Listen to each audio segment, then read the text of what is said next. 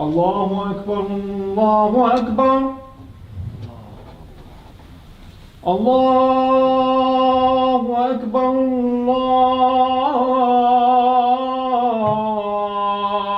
الله أكبر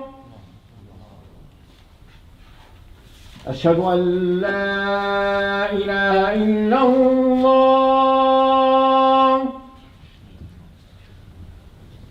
أشهد أن لا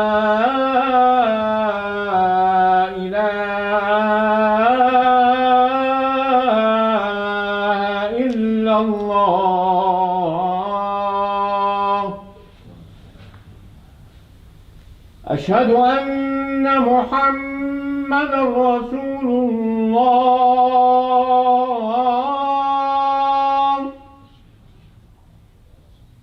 أشهد أن محمدًا رسول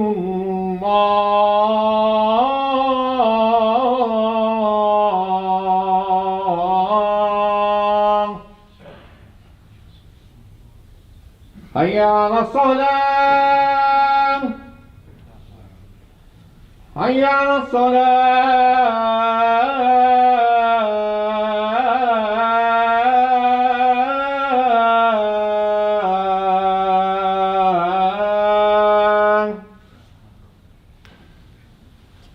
حي على الفلاح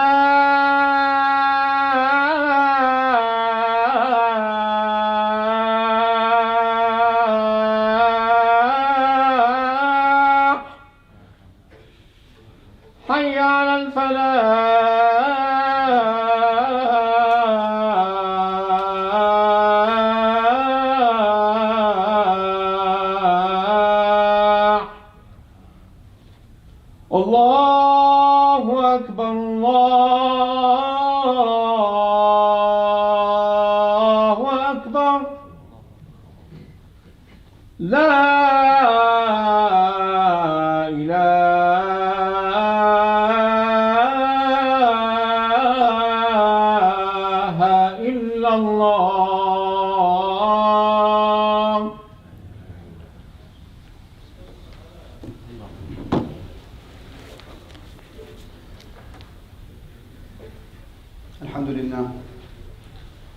الحمد لله الذي امتن على عباده بالنبي المرسل صلى الله عليه وسلم وكتاب المنزل حتى اتسع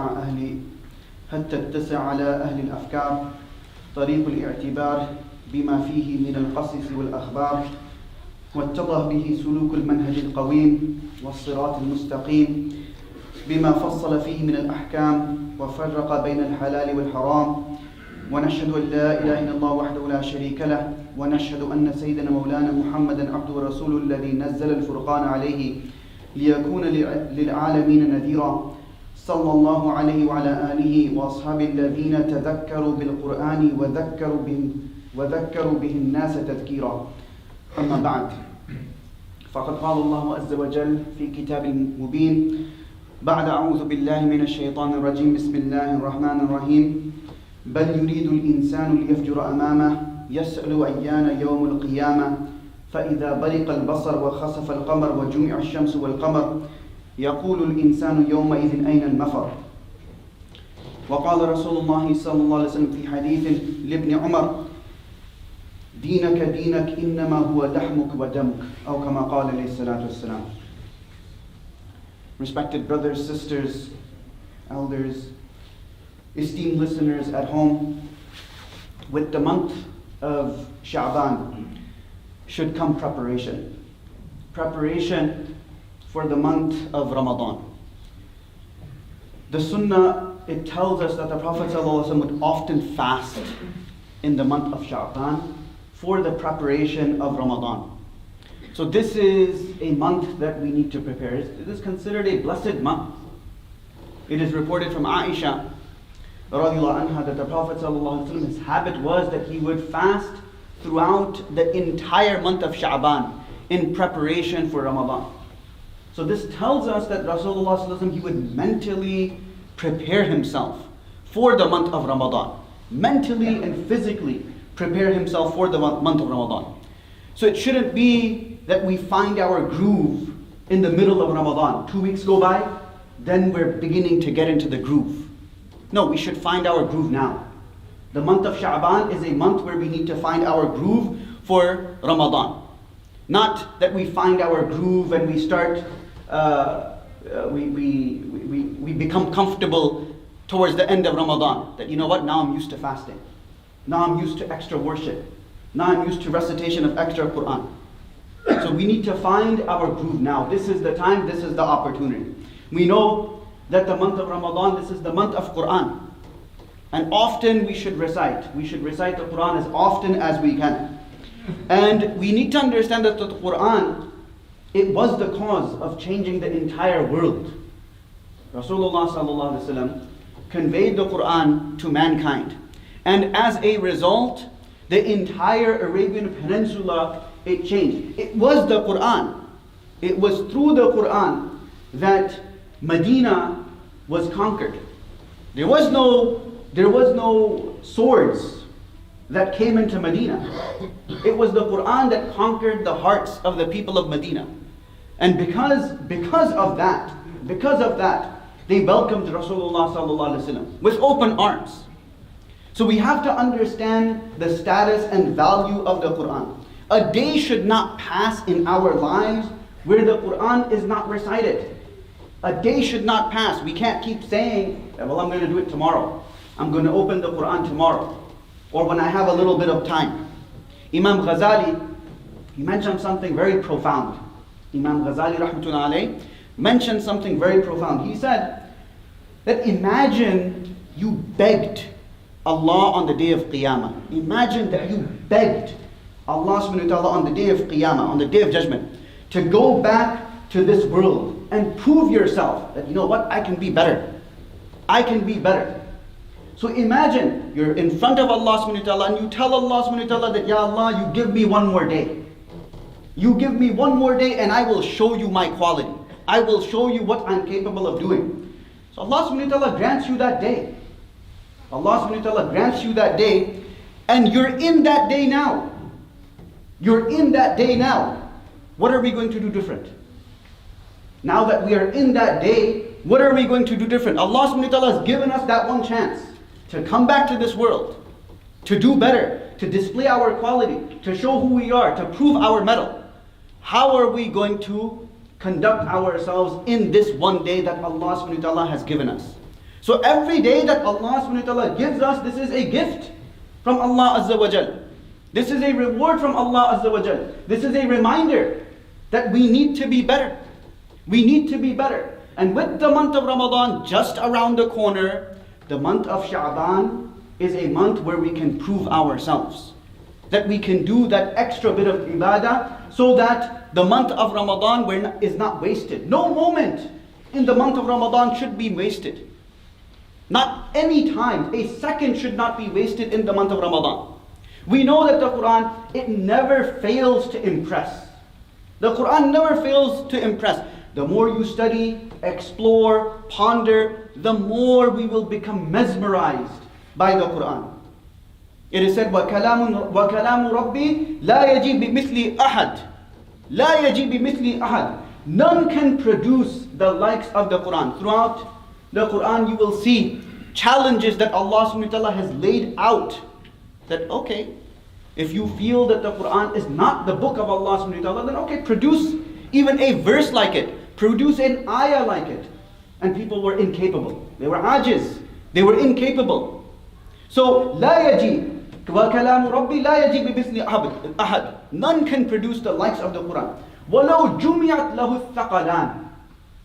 وَلَوْ جُمِعَتْ لَهُ. That even if you were to merge and combine mankind and jinn to produce even a small verse of the Quran, they would be incapable. They would have to bow their heads. فِيهِ عِلْمُ الْأَوَّلِينَ وَالْآخِرِينَ. You will find in the Quran, it possesses the knowledge of the past and the future. وَلَكِنْ تَقَاصَرَتْ أَنْهُ أَفْهَامُ النَّاسِ. But what the reality is that the human intellect is just evolving. We are just evolving to tap into the beauty of the Quran. We're just evolving. Our intellects are just evolving when it comes to tapping into the beauty of the Quran. An example comes to mind about the miraculous nature of the Quran. When Allah subhanahu wa ta'ala recounts the story of Musa alayhi salam, right? So Allah subhanahu wa ta'ala specifically uses Fir'aun as the opponent of Musa alayhi salam. And these were the kings. These were the rulers of Egypt. However, when Allah subhanahu wa ta'ala recounts the story of Yusuf alayhi salam, not Musa alayhi salam, Yusuf alayhi salam, who predated Musa alayhi salam, Allah subhanahu wa ta'ala uses Malik Misr, the king of Egypt. What is the reason behind this? Why the disparity? Why has Allah subhanahu wa ta'ala used Fir'aun for Musa alayhi salam as an opponent? And why has Allah subhanahu wa ta'ala used Malik Misr when Yusuf alayhi salam was in Egypt? What is the reasoning behind that? And how is it possible that Rasulullah sallallahu alaihi wasallam would know something like this? The Prophet sallallahu alaihi wasallam didn't have a history teacher. He didn't have a history teacher. So what this means, that Allah subhanahu wa ta'ala is alluding to when Allah subhanahu wa ta'ala mentions Malik Misr, the king of Egypt, in the time of Yusuf alayhi salam, Allah subhanahu wa ta'ala is referring to the Hyksos kings. Allah is referring to the Hyksos kings. Way before the Fara'in, way before the pharaohs came into power. This is what Allah subhanahu wa ta'ala is referring to. After which, once the Hyksos kings, once they fell, then the Fara'in, the Fir'auns, they took over. So this is what Allah subhanahu wa ta'ala is referring to. Now, it's baffling that when people say that the Quran, it's not the word from Allah subhanahu wa ta'ala. We have to factor in that Rasulullah sallallahu alaihi wasallam was in the middle of the desert. No formal teaching of any sorts. And here is Rasulullah sallallahu alaihi wasallam conveying the Quran. And we just found out recently. We just found this out recently that before the pharaohs, it was the Hyksos kings that were rulers of Egypt. How is it that the Prophet ﷺ would know something this detailed? It's impossible. So we have to attest and we have to bow when it comes to the veracity of the Quran. We have to bow and we have to appreciate what the Quran conveys to us. So, as I said, the human intellect is just evolving to tap into the beauty of the Quran. An example of the Quran's inimitable beauty. In the 4th juz of the Quran, the 4th juz of the Quran, in Surah An-Nisa, Allah subhanahu wa ta'ala speaks about the inhabitants of paradise. Allah subhanahu wa ta'ala speaks about the inhabitants of hell, the dwellers of paradise and the dwellers of Jahannam. So when Allah subhanahu wa ta'ala addresses the bounties of Jannah, Allah subhanahu wa ta'ala uses the plural form.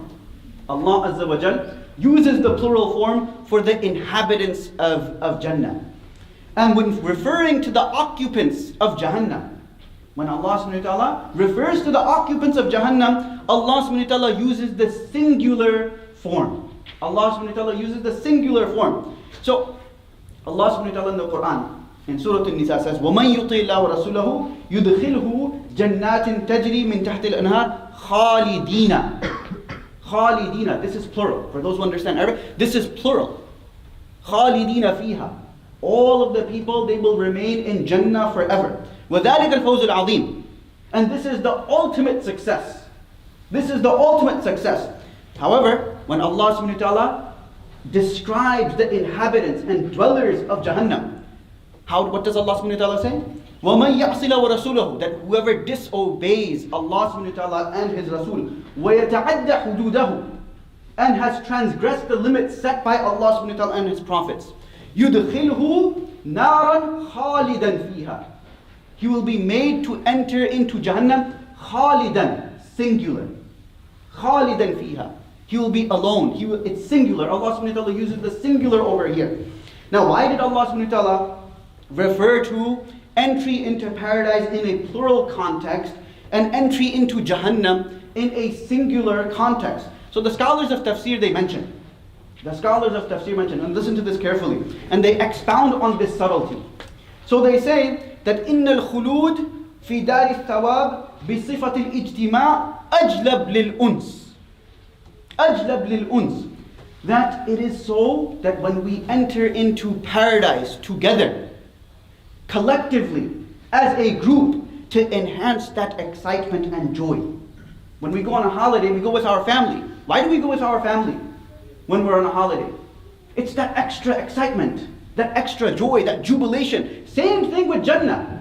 Same exact thing with Jannah. That we require for that joy, for that jubilation, for that high. We need our family, we need our friends. That's why Allah subhanahu wa ta'ala uses khalidina fiha. That they will go in, they will be made to enter Jannah collectively together. So we will be in the gardens of paradise, and the highlight is we will be with our family. We will be with our friends. We will be with our closest confidants. Absolute euphoria, joy and jubilation. Now in the second verse, where Allah subhanahu wa ta'ala uses the singular khalidan. So the scholars of tafsir, they say, إِنَّ الْخُلُودِ فِي دَارِ الْإِقَابِ بِصِفَةِ الْإِنْفِرَادِ أَشَدْ فِي إِسْتِجْلَابِ الْوَحْشَةِ. That when a person is in Jahannam, he's alone. He is alone. And because he is alone, this adds to his pain. This adds to his distress. This adds to his torment. When anyone is suffering, that distress is somewhat mitigated when family and friends are close by. That distress, that suffering is mitigated when family and friends are close by. This is why it is a great reward to visit Muslims and non-Muslims when they become sick. The reward is equal. The reward is equal. But in Jahannam, a person will be alone, and this adds to his punishments because there's no one there to empathize with. There is no one with him that he can empathize with. So his plight is his own. His plight is his own. So this adds to his distress. This adds to his torment. This adds to his punishment. So this is the subtleties of the Quran. And we need to learn to appreciate the Quran. So Allah subhanahu wa ta'ala admit us all in paradise with our family and friends. And Allah subhanahu wa ta'ala grant us all the privilege of being in the neighborhood of Rasulullah sallallahu alaihi wasallam. Now the secrets of the Quran, they're endless. The secrets of the Quran are endless. We need only to open the Quran to begin our ascent to felicity. This is all that we need to do. The awakening of the people of Arabia began how? With the revelation of the Quran. This is how their awakening began. Once the Quran began to be conveyed to Rasulullah sallallahu alaihi wasallam, this is when changes started taking place in the entire Arabian Peninsula. Brothers and sisters, let me put this in context. Let me put this Quran in context. It took 5 centuries for pure paganism to spread to Arabia before the advent of Islam. It took 5 centuries. Arabia, prior to that, had been blessed with Ibrahim alayhi salam's religion, the religion of Islam. Shaitan, he didn't have, some kind of empty vessel to fill.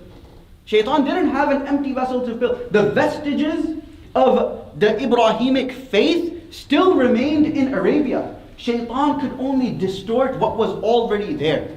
Ibrahim alayhi salam, Ismail alayhi salam, they were the bearers of the message of Allah subhanahu wa ta'ala to that region. They were the ones that brought the message of Allah subhanahu wa ta'ala to the people and inhabitants of the people of Arabia. So how did this pure message become distorted to the obscene extent we witness in the time of the Prophet sallallahu alaihi wasallam?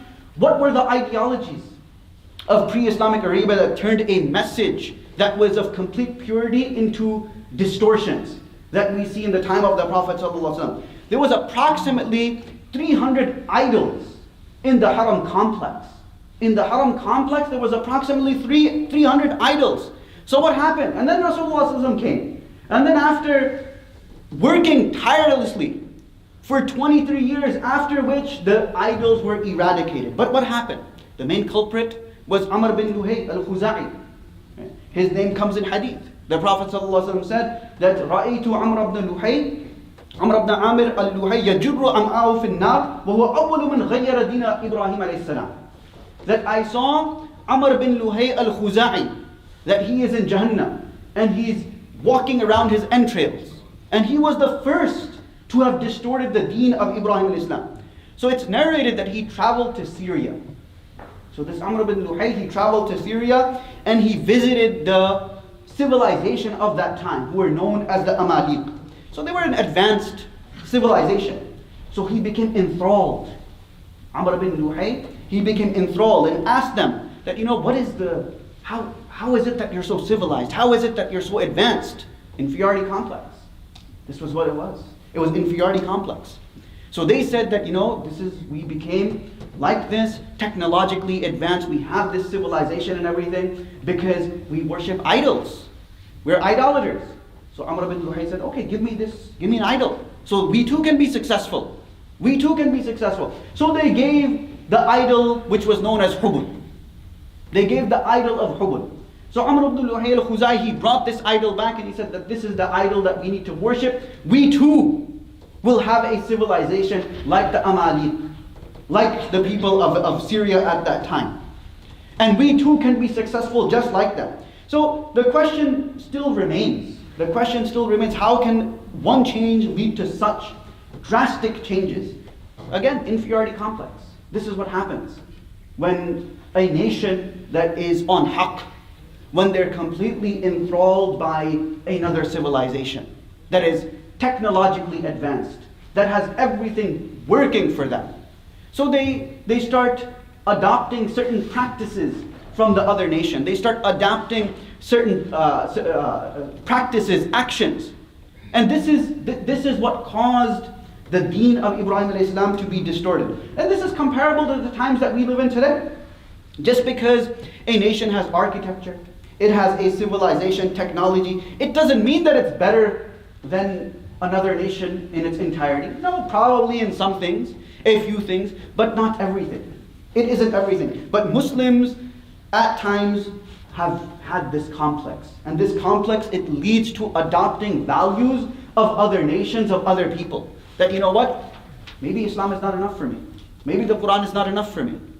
So I need to adopt other values. And by adopting these other values, by adhering to these other values, I can make Islam go down my throat a little bit easier. The reality is that the Prophet ﷺ, he prophesied this phenomenon where Muslims will be attracted and drawn to other civilizations, other cultures. So it comes in a hadith, and Abi Sa'id al-Khudri radiallahu anhu, and Nabi sallallahu alaihi wasallam, that it's reported on the strength of Abu Sa'id al-Khudri radiallahu anhu, from the Prophet sallallahu alaihi wasallam, لَتَتْبَعُنَّ سُنَنَ مَنْ كَانَ قَبْلَكُمْ, that you will most assuredly follow the practices of those that came before you. Shibran, shibran, dhira'an bi dhira'in, that hand's length and an arm's length. حَتَّى لَوْ دَخَلُوا جُحْرَ ضَبٍّ تَبِعْتُمُوهُمْ, that if they went into the hole of a lizard, تَبِعْتُمُوهُمْ, you would follow them even there. So the Sahaba, they asked the obvious question, Ya Rasulullah, who are you talking about? Are you talking about the Yahud and Nasara? Are you talking about the Jewish folk? Are you talking about the Christian folk? So the Prophet said, Faman, that who else am I talking about? Who else am I talking about? You're going to be attracted. You're going to be drawn to the Christians. You are going to be drawn to the Jewish people. You are going to be drawn to different civilizations and customs, to the extent that you will start compromising your deen. You will start compromising your Islam. And you will start introducing new concepts and new bid'at into Islam, so that Islam becomes more palatable to you. So what, are we dissatisfied with the Quran? Are we dissatisfied with the Sunnah of Rasulullah that we need to look elsewhere when it comes to how to live as a minority in a non-Muslim land? Now the point is, the Quran was revealed to these people who had idolatry rooted in their society.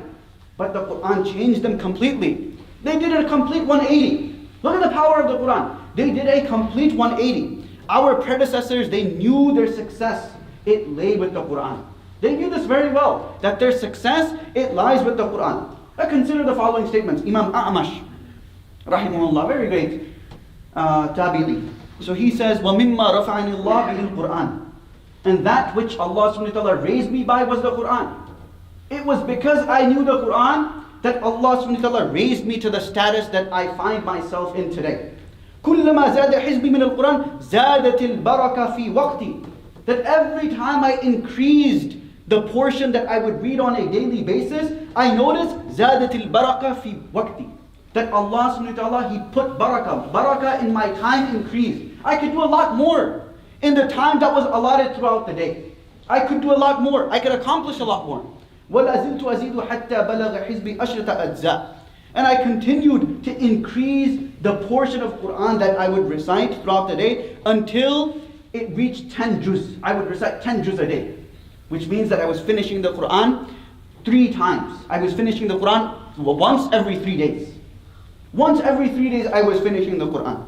So we see examples throughout. We see examples throughout history where people, they devoted themselves to the Quran and they realized the fruits of the Quran. So this month of Sha'ban, this is a month where we need to get into the rhythm. The month of Sha'ban is to get into the rhythm so that when Ramadan comes, it doesn't just come at us and we're completely, like a deer in headlights. Oh my God, I have to fast now. I have to stand for Taraweeh. I have to read, X amount of Quran. No, the preparation, this is why Rasulullah ﷺ taught us that prepare for Ramadan right now. Prepare for Ramadan in the month of Sha'ban. So the time to prepare is not in the month of Ramadan. It's in the month of Sha'ban. We should make it a point that at least Mondays and Thursdays, try to keep fast. 13, 14, 15, when the moon is at its brightest, keep fast on those days. These are the sunnahs of Rasulullah sallallahu alaihi wasallam.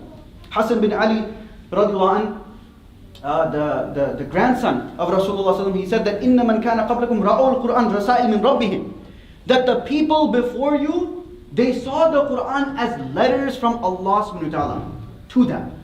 They saw the Quran as letters from Allah subhanahu wa ta'ala to them. فَكَانُوا يَتَدَبَّرُونَهَا بِاللَّيْلِ, they would focus and ponder over the Quran during the night.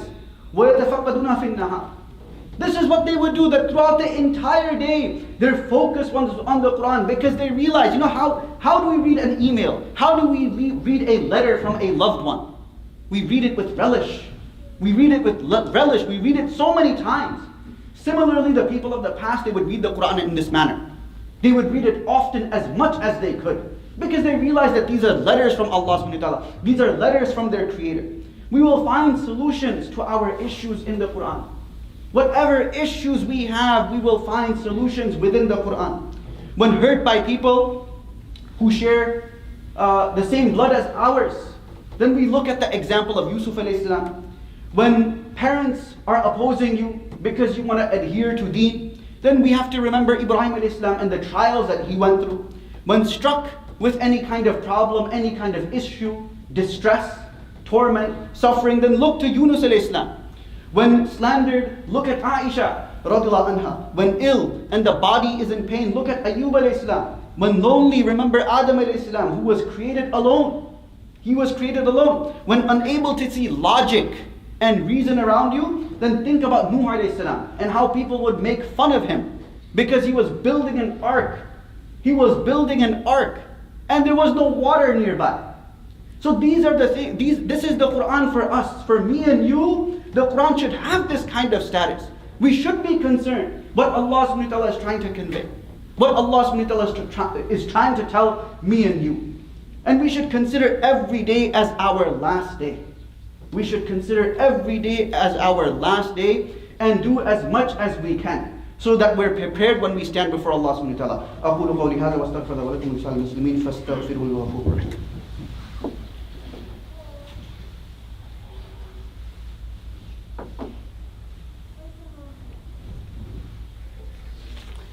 إن الحمد لله نحمده ونستعينه ونستهديه ونشكره ونعوذ بالله من شرور أنفسنا ومن سيئات أعمالنا من يهد الله فلا مضل له ومن يضلل فلا هادي له والصلاة والسلام على سيدنا محمد بن عبد الله وعلى آله وصحبه والاه أما بعد عباد الله فإني أوصيكم ونفسي بتقوى الله العلي العظيم القائل في محكم كتابه يا أيها الذين آمنوا قوا أنفسكم وأهليكم نارا وقودها الناس والحجارة عليها ملائكة غلاد شداد لا يعصون الله ما أمرهم ويفعلون ما يؤمرون واعلموا أن الله أمركم بأمر عظيم أمركم بالصلاة والسلام على نبي الكريم فقال إن الله ملائكته يصلون على النبي يا أيها الذين آمنوا صلوا عليه وسلموا تسليما اللهم صل على سيدنا محمد وعلى آل سيدنا محمد كما صليت على سيدنا إبراهيم وعلى آل سيدنا إبراهيم إنك حميد مجيد يقول الله تعالى يا أيها الناس اتقوا ربكم إن زلزلة الساعة شيء عظيم يوم ترونها تذهل كل مرضية أما أرضات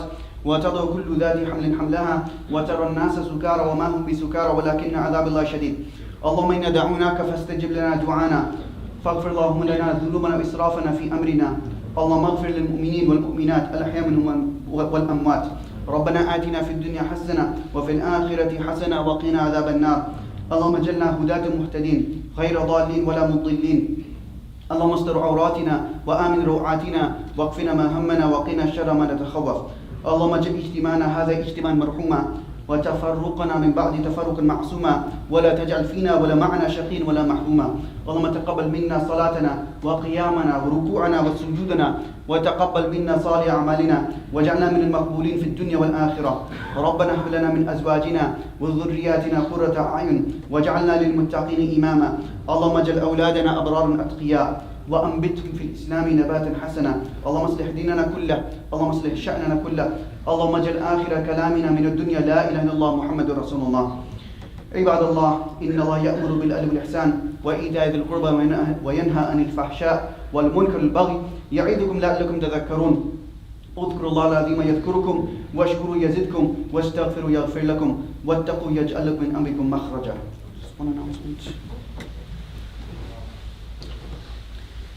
Brother Rashid's mother, Zahur Fatima, she is very ill. Everyone is requested to remember her in their pious du'as. May Allah subhanahu wa ta'ala grant her Shifa Kamila Ajala Mustamir. All those who are sick, may Allah subhanahu wa ta'ala grant all of them Shifa Kamila Ajala Mustamir, a cure that removes all traces of that sickness from within them.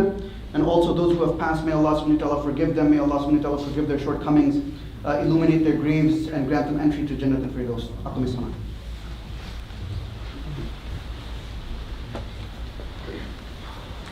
الله أكبر الله أكبر أشهد أن لا إله إلا الله أشهد أن محمدا رسول الله حي على الصلاة حي على الفلاح قد قامت الصلاة قد قامت الصلاة الله أكبر الله أكبر لا إله إلا الله.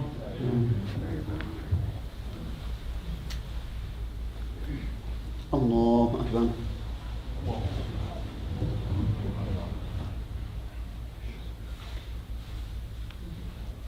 الحمد لله رب العالمين الرحمن الرحيم مالك يوم الدين إياك نعبد وإياك نستعين اهدنا الصراط المستقيم صراط الذين أنعمت عليهم غير المغضوب عليهم ولا الضالين.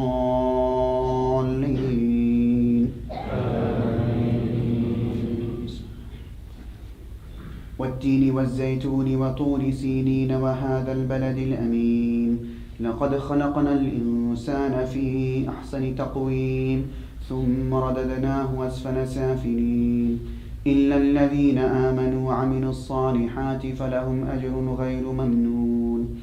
فما يكذبك بعد بالدين أليس الله بأحكم الحاكمين. الله أكبر.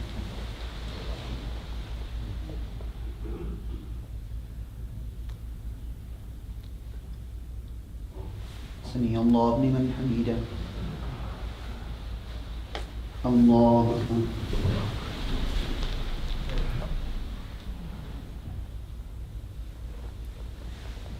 الله أكبر. الله أكبر.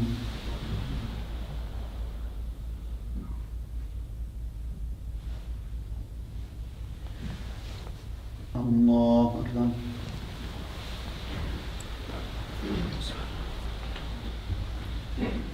الحمد لله رب العالمين الرحمن الرحيم مالك يوم الدين إياك نعبد وإياك نستعين اهدنا الصراط المستقيم صراط الذين أنعمت عليهم غير المغضوب عليهم ولا الضالين.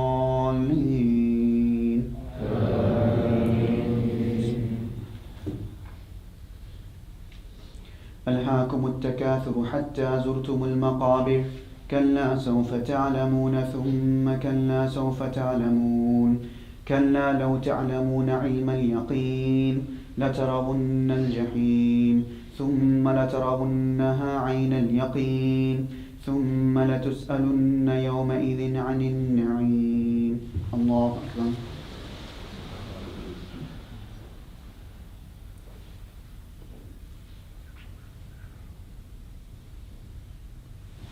سمع الله لمن حمده. الله أكبر.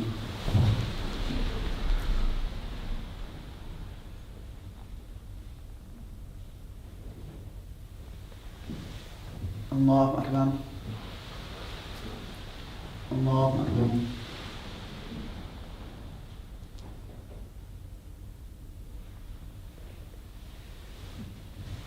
الله أكبر.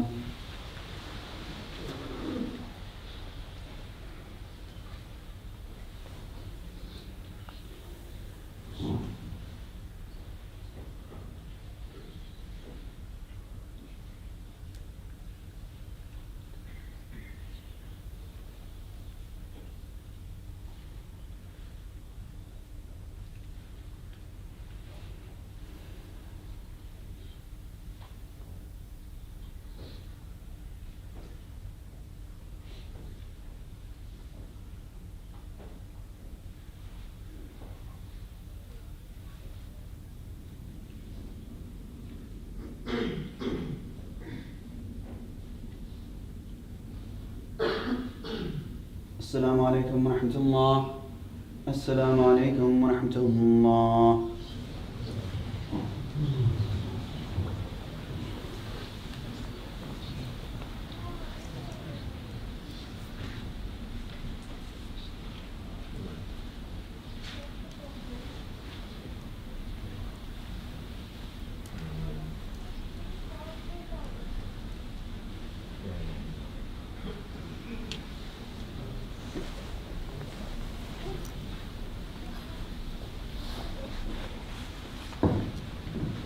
Assalamu alaikum, just a few announcements. Tomorrow we had a seminar scheduled from 1:30 to 3 p.m.